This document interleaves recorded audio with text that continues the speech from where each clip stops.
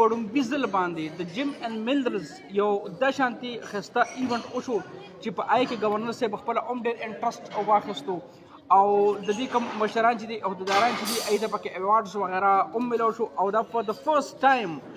خیبر پښتونخوا کې وشو او په خیبر پښتونخوا کې د ایشیا د ټولو نه غټ بازار چې دی د جیم اینډ ملرز هغه د ډکۍ بازار او د ډکۍ بازار د جیم اینډ ملر اسوسییشن صدر ما سره ولاړ دی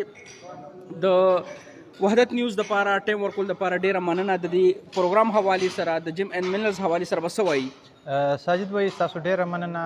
تاسو ډیر ښکلی کوریج وکړو تاسو د وحدت نیوز ملګري ماشاءالله زه ډیر خوشحاله یم همیشه تاسو کوریج کوئ او ډیر ښه رزلټ تاسو د ټولو ملګرو مشکور ممنون یو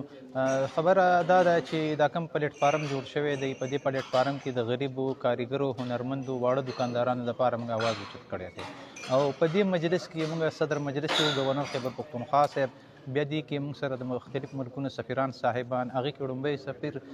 کونسل جنرال فسټ ملګری چې موږ سره چې کوم ولاړ دی معظمي صاحب د ایران دی او د ایران کونسل جنرال چونکې پېښور کې د دوی خپل ځای دی او د دې نه علاوه د رومانیا کونسل جنرال شو داسې نور سفرا شول داسې ټي ډي اف شو ډیرېټ ډیولپمنټ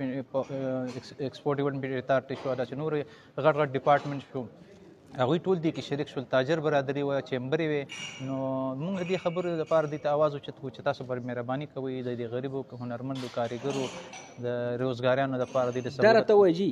چې ګورنر صاحب نه تاسو مطالبات وکړو ډېر ښایسته ډېر جنون مطالبات وو نو آیا ګورنر صاحب آپ غوږ والا که وکې واچوله یاره جي دا خو د وخت خبرې دي ساجد بھائی مخکې داسې چېرته موقع راغلی ده چې تاسو دا قسمه مطالبات ایښي نه جي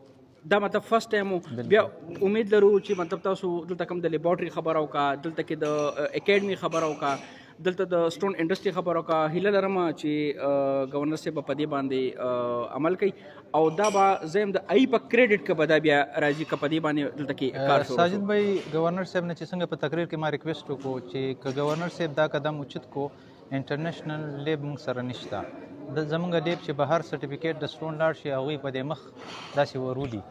نو دې کې کم سے کم دا شی پکار دی چې دا شی جوړ شو د ګورنر صاحب دا نوم به په سنیري الفاظو کې لیکل شوی بالکل ټیک شو جي د ټایم راکول ډېره مننه